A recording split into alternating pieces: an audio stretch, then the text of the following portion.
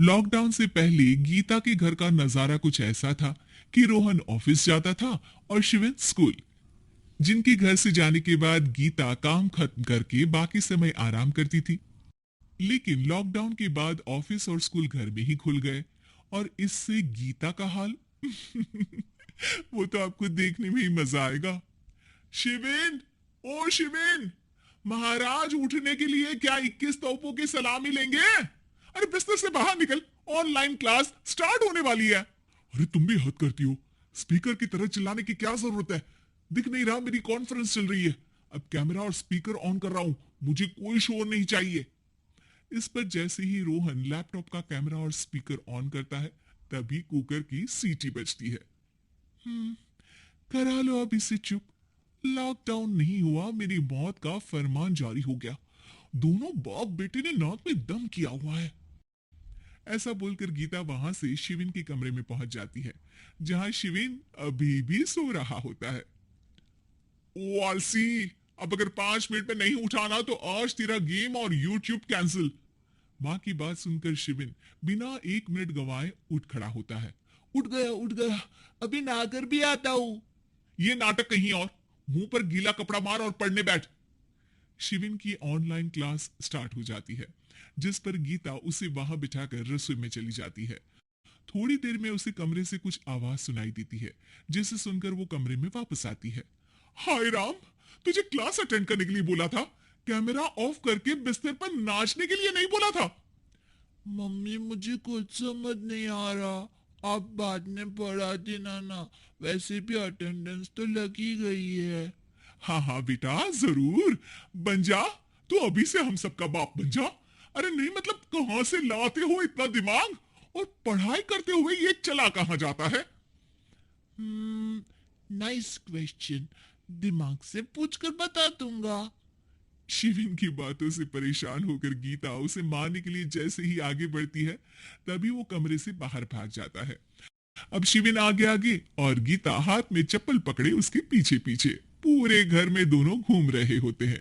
इसी बीच वो रोहन के पास पहुंच जाता है और शिविन को मारने वाली चप्पल रोहन के लैपटॉप पर जाकर गिरती है। ओए माँ! मम्मी, अब पापा को चप्पल मार रही हो? वो आज तक के रिपोर्टर, चुपचाप जाकर क्लास अटेंड कर ले, नहीं तो अगली तेरे पीछे लगेगी। इस पर शिविन वहां से चला जाता है, जिसके बाद रोहन गीता से कहता है, इस सर्कस के लिए कुछ बोलना चाहोगी?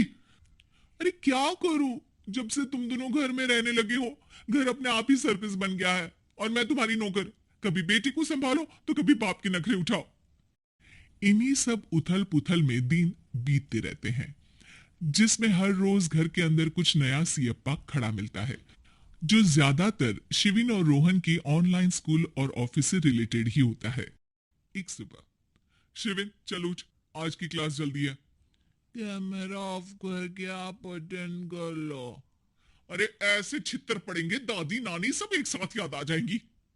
गीता की लाख मशक्कतों के बाद क्लास तो खत्म हो जाती है, लेकिन उसके बाद शिविन फोन इस्तेमाल करते हुए इंस्टाग्राम रील बनाने लगता है। रसोड़े में कौन था? तुम थी, मैं थी, कौन था? कौन था? हाँ, मैं गरीब हूँ, मैं गरीब हूँ।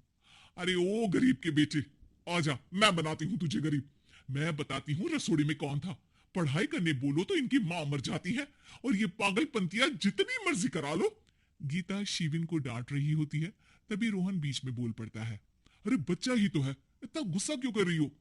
बेटे का साथ देने की इसी एक कोशिश में अब शिविन के साथ साथ रोहन भी गीता के गुस्से की सूली पर चढ़ जाता है। अगर बेटे पर इतना ही प्यार आ रहा है तो इसे क्लास अटेंड क्यों नहीं कराते, इसका होमवर्क क्यों नहीं कराते? उस समय तो बहुत जल्दी मीटिंग आ जाती है, वो काम मैं करूं और यहाँ इस बेफिजुली की चीज में तरफदारी करके बन जाओ महान। हे भगवान, कोई तो इनके ऑफिस और स्कूल खुलवाओ, मैं इन्हें और घर में नहीं सह सकती। अरे कुछ और मांग लेती, क्योंकि तुम्हारी ये विश इस साल तो पूरी होने से रही, कोरोना। हाय नास बेटे ने जिंदगी ही बर्बाद कर दी। खाए कोई पचाए कोई, कल मुझे चुन चुन कर सबको मेरी बद्दुआ लगेगी। उन्होंने दुनिया का और इन बाप बेटे दोनों ने मेरा जीना मुश्किल कर दिया। गीता वहां से चली जाती है, जिसके बाद रोहन शिविन से कहता है, अरे तुम्हारी मम्मी इतनी भड़की हुई क्यों है? आपकी वजह से पूरा समय घर में रहते हो और उस पर कोई काम कराने की जगह बस ऑर्डर देते रहते हो। अच्छा बेटे, सारा इल्जाम मुझ पर? पूरा दिन तो वो तुम पर ही चिल्लाती है। हाँ, मतलब दोनों का 50-50 है, कुछ करना पड़ेगा।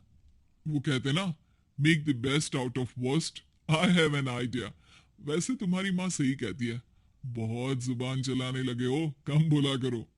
अगली सुबह रोहन और शिविन अपनी गलती को सुधारने के लिए गीता के उठने से पहले घर का आधा काम खत्म कर देते हैं, जिसे देखकर गीता खुश हो जाती है और फिर बाकी बचा काम वो तीनों मिलकर पूरा कर लेते हैं। जिसके बाद अब वो सब मिल बांट कर हर काम में एक दूसरे की मदद करते हुए लॉकडाउन का मजा लेने लगते हैं।